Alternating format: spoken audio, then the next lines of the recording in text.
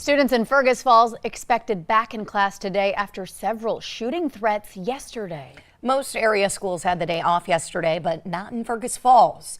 Superintendent Jeff Drake shared this email with us that he sent out to families. Around noon, phone calls were received by Kennedy, Adams, and Cleveland schools saying someone was threatening to shoot through the school's windows. Superintendent Drake says it is believed that the calls do not constitute a legitimate threat, though. There's still no word on who exactly made those phone calls, but school is scheduled to be back in session this morning. The Fergus Falls Police Department will post an officer in each building. And the cold weather is creating problems at Valley City Public Schools. Their superintendent, Josh Johnson, issued a statement yesterday saying they arrived to temperatures around 50 degrees inside of the building. He says they're working with local contractors right now, but he did warn parents that students should be dressing in layers for the upcoming week. He says if it continues to be an issue, the school will communicate more information with parents directly. The family of a young girl with autism under the age of 10 has now filed a lawsuit against Ann Carlson Center alleging physical and sexual assault by an employee. The court records related to the criminal case are sealed, but the lawsuit is seeking at least $50,000 in damages. The family accuses Michael Hunt Walters, an employee of Ann Carlson, of abusing their child back in November of 2019. Now, he was charged with gross sexual imposition in 2020, but those charges were dismissed just 2 months later due to a lack of probable cause. If you'd like to read more about this case, click on this story on your VNL News app. You can download and use it for free. Just search VNL News in the App Store today. And you're going to want to download your VNL weather app. We've got a lot going on. We're sending things on over to meteorologist Lisa Green here for a look at this morning. Good morning. Good morning. Yes, still in the Arctic air, but it's moderating a little bit and temperatures aren't nearly as frigid. Now, that doesn't mean it's safe to walk outside without the full winter weather gear yet, but it won't feel as tough as you head out the door this morning. Here's a look outside in Grand Forks. You see the flags moving in the wind there. We've got a westerly breeze that's been brisk at times, gusting into the 30s, even up to 40 miles per hour in some of our viewing area. Looking at our current temperatures and wind chills, Fargo not too far off of zero. We're at 1 below right now. So pretty soon we'll see that number climb as we get further into the day. Wind chill of 21 below. Langdon, one of our cold spots for wind chill, we're down to 33 below. Devil's Lake is in that 30 to 40 below range as well. And we're down to 6 below for your air temperature there. Thief River Falls, it's 8 below zero. And more of the same into Grand Forks. We are at 5 below right now in town, and our wind chill is 26 below zero. So similar range in Fergus Falls and Crookston. So cold is the bottom line again for today, but wind chills and temperatures themselves are slightly milder than where we've been the last several days, especially Sunday morning, our coldest morning of the outbreak. Now, on our radar and satellite map, clouds are drifting through, and some of those clouds as we get into the afternoon and evening may produce a flake or two in places like northwest Minnesota. So don't be surprised if you see one flying around, and there may even be some blowing snow happening in open country thanks to the wind that we have currently going on. So not perfect out there, and certainly not fun out at the bus stop still this morning. Temperatures below zero. Want to limit the kids' weight out at the bus stop as much as possible, and of course have them bundle up here today. And then this afternoon, a little better. High of 5 degrees in Fargo, so above zero. A lot of places finally climbing above zero after spending several days in the sub-zero range. And we'll see some increasing clouds, more sunshine to the southwest, more clouds into parts of Minnesota for today. Now, through the rest of the week, we have temperatures kind of holding in this pattern that we're in right now. Slightly milder than where we were, but still pretty chilly compared to average, which is 18 for our average high this time of year. This, by the way, is from a climate standpoint, the coldest time of year, where we see some of our coldest average lows and highs. And so we're right within that range. But we really start to see things switch as we head into the weekend. Sunday specifically, a nice strong south wind kicks in.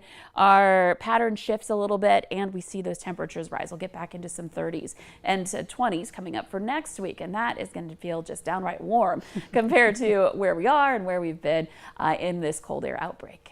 When we're just praying to be above freezing. Right. And we are going to be so happy. I think everybody's going to be in a good mood next week because of that weather. Right. This is your excuse. Yes. Looking forward to it. Thank you, Lisa. Well, continuing the temperature conversation, with temps like these, it's a good time to get reminded of how to keep yourself safe while on the roadways. Officials with the Minnesota State Patrol say to keep a winter survival kit in your vehicle. Some suggestions include extra batteries, blankets, a cell phone charger, and a shovel. And arguably, most importantly, don't get too low on gas. When it comes to winter driving, I call it the half tank rule. Anytime your vehicle starts getting near a half tank of fuel, find a place, fill up, and keep as much fuel as often as possible in that vehicle. Sergeant Graybo adds that keeping your tank above half full can help your car and the heat stay on if you happen to get stranded while driving in winter conditions. This morning, the 2024 GOP presidential field is tightening after former President Donald Trump's commanding win in the Iowa caucuses. Florida Governor Ron DeSantis and former UN Ambassador Nikki Haley are the projected second and third place winners. Charlie DeMar has more on the caucus results and what's next for the candidates from Des Moines, Iowa. Former President Donald Trump took the stage, claiming victory after his projected win in the Iowa Republican caucuses. I really think this is time now for everybody, our country, to come together. We want to come together. In his speech, Trump gave rare thanks to his GOP opponents. There are very smart people, very capable people.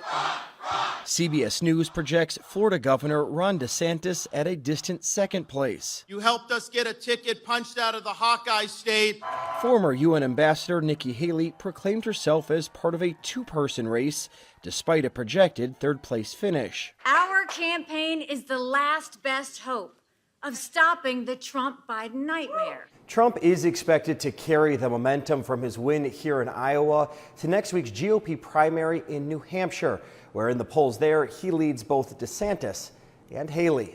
Businessman Vivek Ramaswamy suspended his campaign and endorsed the former president after coming in fourth. This has to be an America First candidate in that White House. The top three Republican finishers have campaign events scheduled in New Hampshire later today, though this morning Trump is expected to first attend the New York civil defamation trial brought against him by author E. Jean Carroll. DeSantis will campaign in Haley's home state of South Carolina before heading to the Granite State. Charlie DeMar, CBS News, Des Moines, Iowa.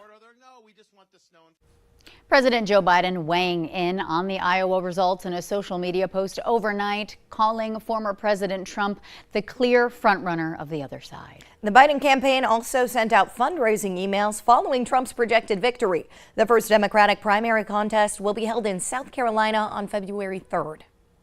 Meanwhile, President Biden's re-election campaign says it raised more than $97 million in the fourth quarter. The campaign also says that it entered the election year with $117 million on hand already.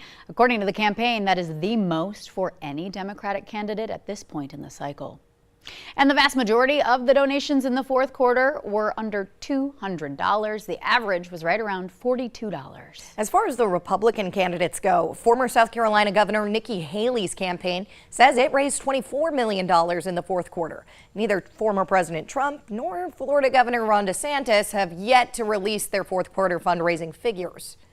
One of Donald Trump's New York attorneys is no longer representing him. Joe Tacopina says that he has withdrawn from all matters related to Donald Trump. Tacopina had been representing the former president in his hush money case and the appeal of the E. Jean Carroll verdict. He declined to comment further, and it's not clear why he chose to quit now. The longtime New York attorney has represented everyone from Alex Rodriguez to Sean Hannity and various mafia figures, including John Gotti. The world could see its first trillionaire within the next decade. That's according to the international anti-poverty group Oxfam. Oxfam says the world's wealth gap was, quote, supercharged by the COVID-19 pandemic, and it pointed to the income of some of the world's richest people, including Tesla CEO Elon Musk and Amazon founder and CEO Jeff Bezos, as proof. The group's report was released yesterday as global business and political leaders gathered to kick off the World Economic Forum in Switzerland. Well, Easter's still more than 2 months away, but love them or hate them, we're talking about those marshmallow chick-shaped candy Peeps. And they're back with a vengeance, 4 new flavors to be exact. One of them, Peeps Delight S'mores flavored treat, will be available nationwide. The 3 others are exclusive to certain stores. The Rice Krispies Treats flavor will only be sold at Walmart. Wow, icy blue raspberry flavor will be at Target, and sour strawberry will be sold at Kroger. Thank you all so much for waking up and joining us here in the Valley today. I'm Ashlyn Hill. And I'm Alex Larson. We'll see you back here tomorrow.